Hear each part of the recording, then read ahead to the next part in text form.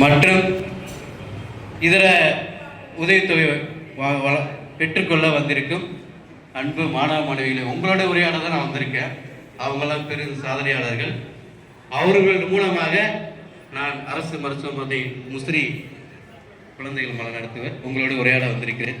ஒரு சில மணித்துளிகள் உளவியல் அடிப்படையில் தான் பேச வந்திருக்கேன். சரிங்களா? மாணவர்கள் நிறைய வந்திருக்கீங்க. உங்களுக்கான கருத்துக்கள் தான் இது. எல்லாமே எங்கிருந்து ஆரம்பிக்குதுன்னு சொல்லுங்க பார்க்கலாம்.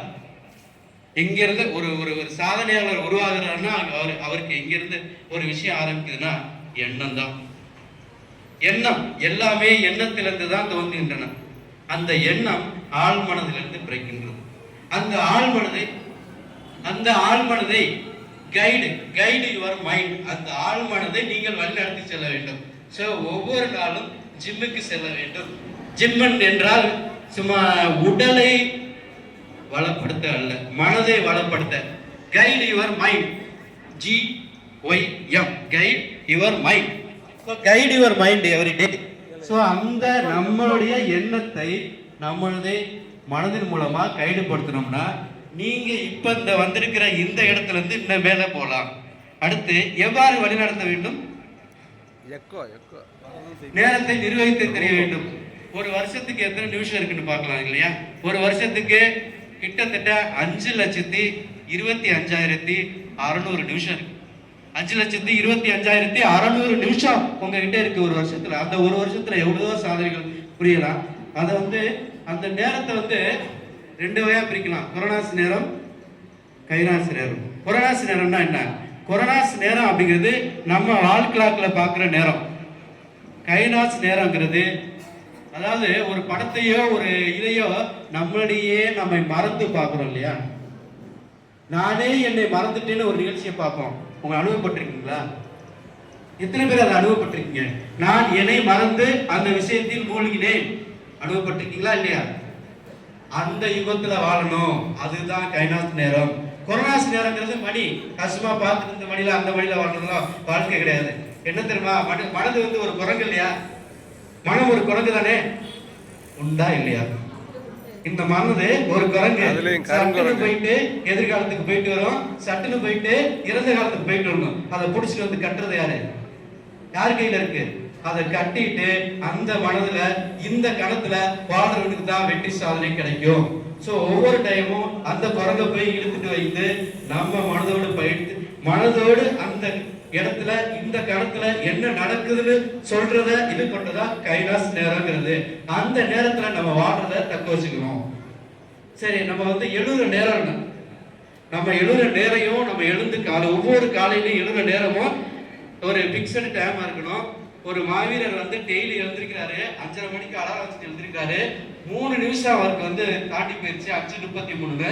ஏன் இந்த 5:33 தாண்டி 3 நிமிஷம் தாண்டி போச்சுன்னா அதை நினைவு வச்சுக்கிட்டு ஒவ்வொரு நாளும் 5:33க்குலாம் அவருடைய பிரெயின் அந்த அலாரத்தை தாண்டி எழுந்துக்கிட்டே இருக்கு. ஸோ உங்க பிரெயின்ல 5:33க்கு எந்திரிக்கணும்னா நீங்க அலாரம் தேவையில்லை. நைட்டு உங்க பிரெயின்ல சொல்லிட்டு நீங்க தூங்குங்க பார்க்கலாம். 5:33க்கு நீங்க கண்டிப்பா எந்திரிப்பீங்க. இன்னைக்கு நைட்டு காலையில 5:33 அந்த மணிக்கு எழுதணும்னு உங்க மைண்ட்ல சொல்லி வச்சு தூங்குங்க. உங்க மைண்டு நீங்க தூங்கிட்டு இருக்கும் போதெல்லாம் வேலை செஞ்சு உங்க காலையில எழுப்பி விடும். அப்படி எழுந்திருச்சும் நீங்க எழுதலன்னா நீங்க சோம்பேறித்தனமா அர்த்தம். சரிங்களா? உங்களின் வலிமையை வளப்படுத்துவது, முதலில் செய்ய வேண்டியதும் செய்யக்கூடாததை செய்யாதிருப்பதும், புதுமைகளை பயன்படுத்தி செய்வதும், இனிமையாக இடையூறுகளை அனுபவிக்க தொடங்குவதும், ஒரு தரமான முடிவு எடுத்து அதனை ஆற்றல் வாய்ந்த முடிவாக மாறுவதற்கு ஈடுபாடும் அர்ப்பணிப்பும் கலந்து செயல்படுவதும், கற்பனை அறிவை விரிவாக்குவதும் உங்கள் கட்டுப்பாடுகளில் உள்ளதுதானே. இது அத்தனை நாம கண்ட்ரோல் பண்ணலாம் தானே. ஒரு பஸ் போறதை நம்மளால நிப்பாட்ட முடியுமா? ஒரு ட்ரெயின் போறதை நிப்பாட்ட முடியுமா? ஆனா உங்களின் வலிமையை வளப்படுத்தாது சொன்ன எல்லா விஷயத்தையும் நம்ம கண்ட்ரோல்ல தான் இருக்கு. அதனை கட்டுப்படுத்தி நாம முன்னேறலாம்.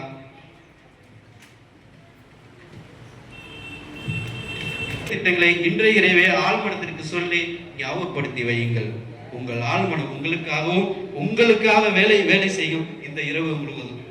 ஒரு செயல் நிறைவு பெறும் வரை தொடர்ந்து அதில் வேலை செய்யுங்கள். ஒரே நேரத்தில் ஒரு வேலை மட்டுமே செய்யுங்கள். இல்லை என்று சொல்ல கற்றுக்கொள்ளுங்கள்.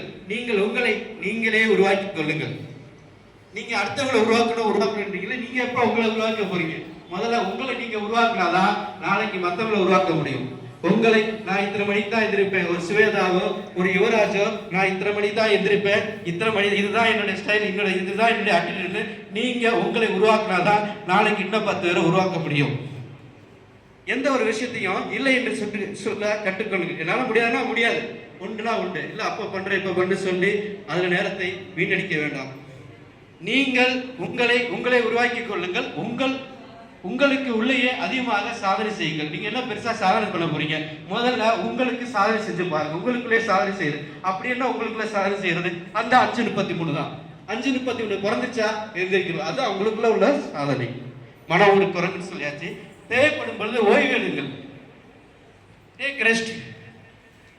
ஒரு 2 மணி நேரம் 3 மணி நேரம் வேலை செய்யணும் அப்படின்னா களைப்பா போறோம் இல்லையா? ஒரு 1/2 மணி நேரத்துக்கு ஒரு தடவை உங்களுக்குள்ளே ஒரு தீர்மானித்த வேலைக்கு இடையில ஓய்வு எடுத்தா அடுத்த 1/2 மணி நேரம் இன்னும் பூஸ்டா வேலை செய்யலாம். ஸோ அது ஒரு உளவியல் அடிப்படையில் ஒரு வெற்றி பெறுவதற்கான ஒரு ஷட்டில். பரோட்டா தெரியுமா? பரோட்டான்னா என்ன? வாட் இஸ் மீன் பை பரோட்டான்னா என்ன? பரோட்டா சாப்பிட்றதுதான் தெரியும் நமக்கு. பரோட்டா கொள்கைன்னு இந்த உலக அளவில் ஒரு வாணிகத்தையோ ஒரு தொழிலையோ நல்லபடியாக கொண்டு போறதுக்கு பரோட்டா கொள்கைன்னு ஒன்று இருக்கு. அப்படின்னா 20% நீங்க வேலை செஞ்சா 80% உற்பத்தியை பெற முடியும் அப்படின்னு ஒரு கொள்கை இருக்கு. 20%. இப்ப நான் இங்க வர்றதுக்கு 10 காரணம் இருந்தாலும் 2 காரணம் போதும் என்னை இங்க கொண்டாந்து விடுறதுக்கு. 100% 80% நான் வர்றதுக்கு. அதுதான் 20% செயல்பாடுகள் நீங்கள் செய்தால் 80% உற்பத்தியை நீங்கள் பெற முடியும். இதுதான் பரோட்டா கொள்கை. 10 காரணம் இருக்கு. 10 நான் செஞ்சுட்டே இருந்தா என் சாதனை நான் முடிக்க முடியாது. அதுல 2 என்னன்னு செலக்ட் பண்ணா 8% நம்ம வெற்றி அடைய முடியும். அதை நீங்க சோதனை பண்ணி பாருங்க, அது தெரியும். அடுத்து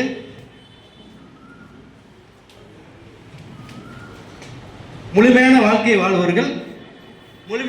வாழ்வர்கள் இப்ப சொன்னதான் கைராசி நேரத்தில் வாழுங்கள். முற்றிலும் வாழ்ந்தால் கைராசி நேரத்தில் வாழ்ந்தீங்களா அந்த தன்னை மறந்து வாழும் வாழ்க்கை அது சுவாரஸ்யமானது. அதை வாழ முற்படுங்கள், கொண்டாடுங்கள் வாழ்க்கையை. இந்த வாழ்க்கையை ஒரே ஒரு தடவை தான்.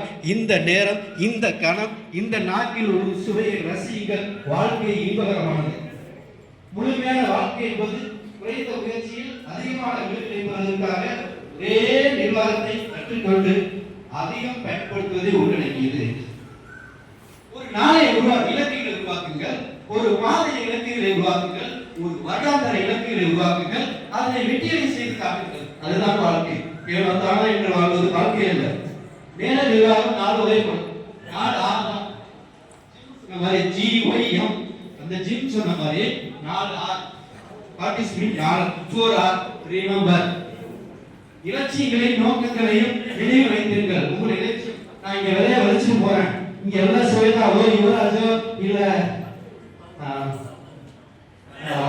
சாதனா இந்த தாரணி அவர்களே எல்லாத்துக்குமே இந்த கருத்து. இந்த வேலையை போட்டுட்டு போறேன், நாளைக்கு ஒரு டாக்டராகவோ ஒரு இன்ஜினியராகவோ இங்க வந்து உட்காந்து நான் இங்க இருந்து எந்திரிச்சு படிச்சுட்டு வந்து இங்க வந்து நான், அதாவது இப்ப நீங்க வாங்குற பிரைஸ் வாங்குற இடத்துல இருந்து கொடுக்கிற இடத்துக்கு முன்னேறணும்.